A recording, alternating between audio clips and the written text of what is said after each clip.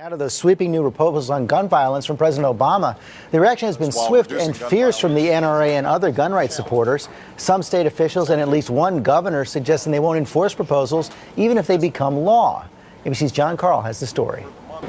At a firearms trade show in Las Vegas Wednesday, the reaction to the president's plan was almost universally negative. I'm opposed to it. It's going to have zero effect on school shootings. I really don't agree with Obama. In Texas, Governor Rick Perry said he was disgusted by the way the president was using the Sandy Hook massacre. We need to be looking at this whole mental health issue substantially more than we are using these death of these young children to further a political cause. A Texas state representative went further, vowing to write a bill that would make it a felony for anyone in the state to enforce new gun laws.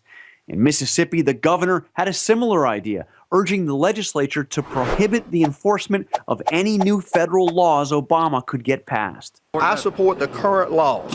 I don't believe we need to change anything at all. The ferocity of the opposition does not surprise the White House. It's been nearly 2 decades since any new gun laws have been passed. This will not happen unless the American people demand it. We've suffered too much pain and care too much about our children to allow this to continue. The key elements of the president's plan, including the ban on assault weapons and requiring background checks on virtually all gun sales, are things the NRA has adamantly opposed and vows to continue to fight. There are millions upon millions of people in this country who care deeply about their Second Amendment rights and are not going to vote for politicians who sell them out to some pie-in-the-sky scheme.